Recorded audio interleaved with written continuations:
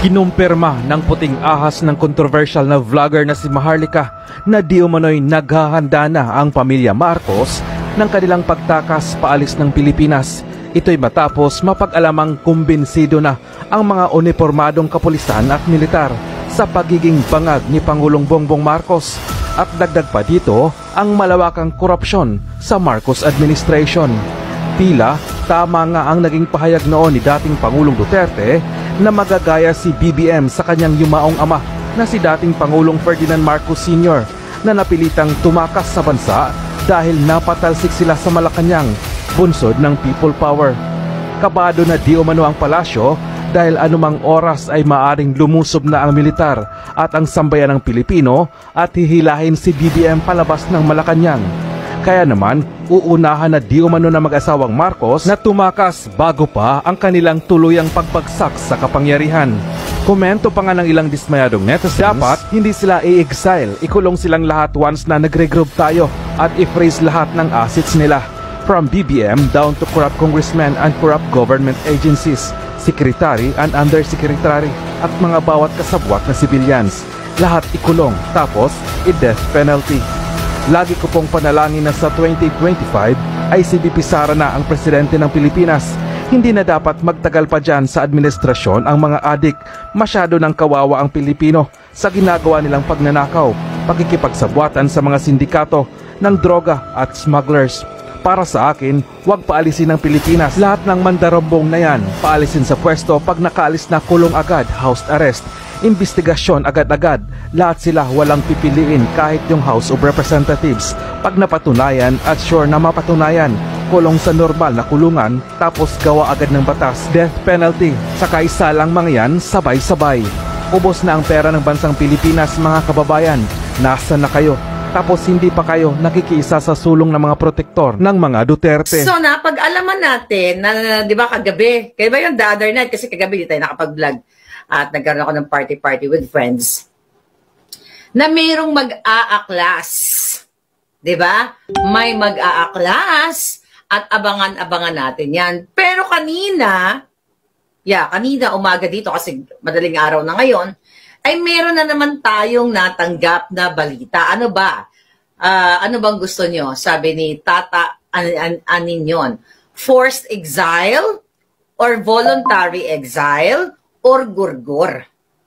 Napag-alaman natin, ayon sa ating informante, which is magandang balita na pinaghahandaan na ni Bangag ang kanilang exile.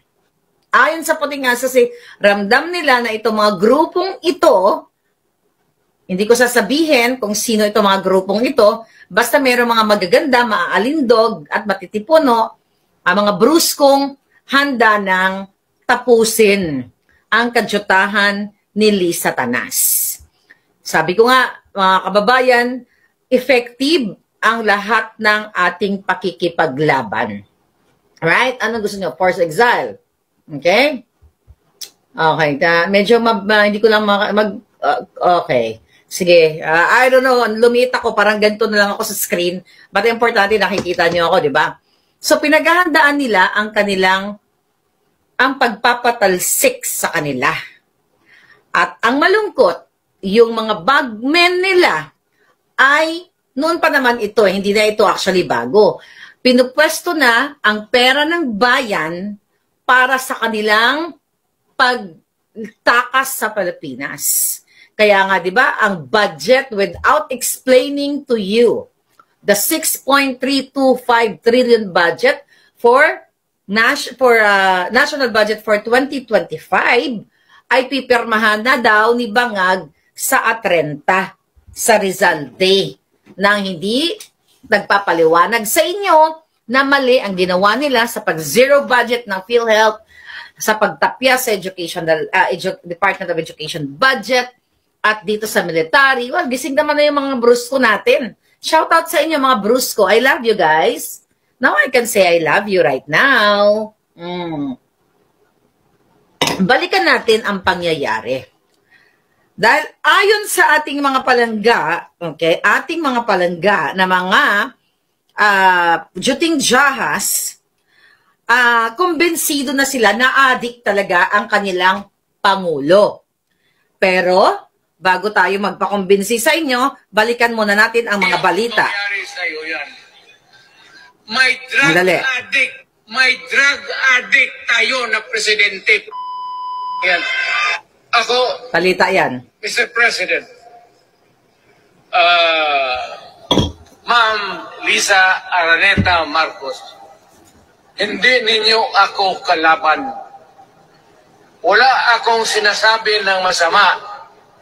Hindi lang ako makakampanya noon. Alam mo, iniiwasan ko ito.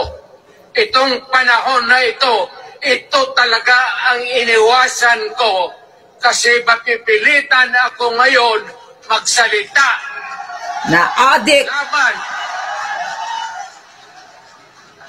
ng mga tao sa gobyerno. Alam mo,